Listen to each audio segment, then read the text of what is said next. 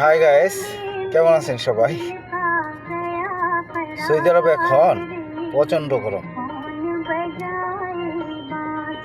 কখনো 45-50 অথবা কখনো আবারও হয়।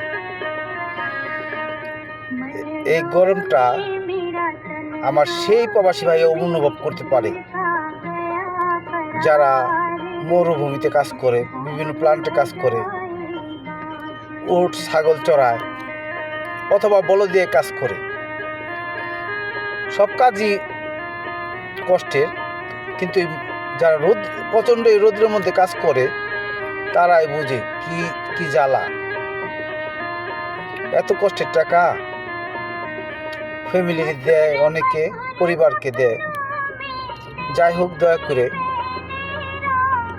এই টাকাটা খরচ করার সময় এটা চিন্তা ভাবনা করে খরচ করবেন। কেমন প্রবাসীদের ব্যথাটা একটু বোঝার চেষ্টা করবেন।